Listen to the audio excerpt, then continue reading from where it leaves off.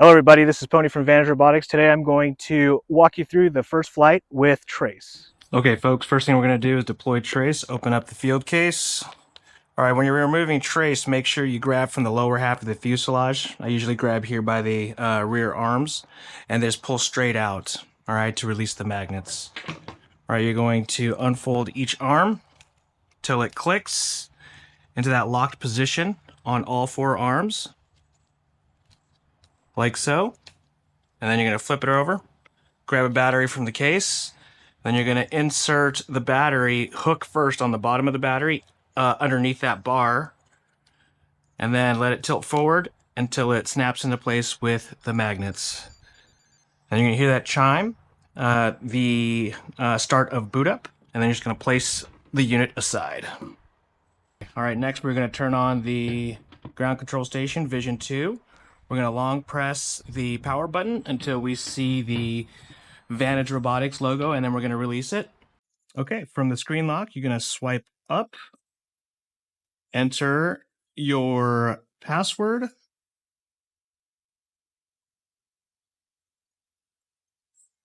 then tap done, and then it will continue. QGC will auto launch.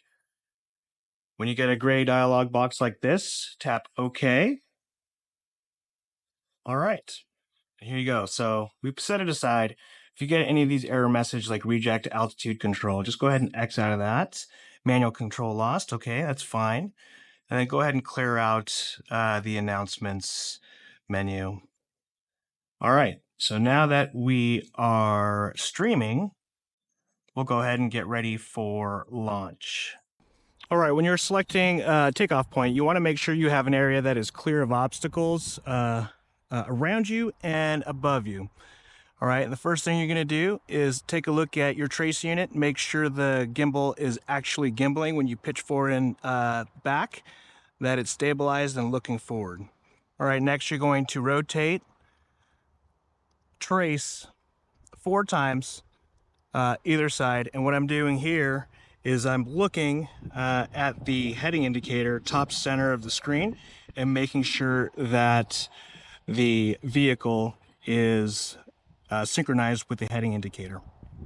Right, as far as determining accuracy of the compass, so you've downloaded your map tiles. I'm going to toggle to the map view, and we're going to line it up on something that's visually significant with your eyeballs and that is visually significant on the imagery. All right, so for this example, I am lined up on this tree right here, and I'm going to look down and see if my red arrow is pointing at that tree, and it is.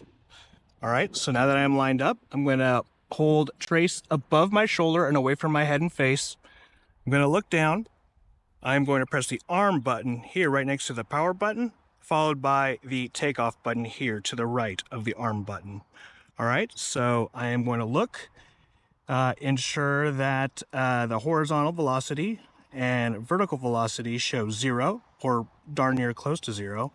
So right now it's showing 0.0 and minus 0.5. That is adequate. I am going to press arm. The propellers will start to spin. I am now going to press takeoff. It'll feel an upward pull, and just open your thumb and your fingers to take off, and then assume control.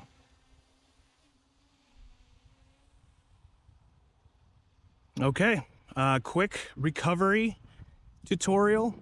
You're going to place Trace 5 to 10 feet above your right shoulder, like so.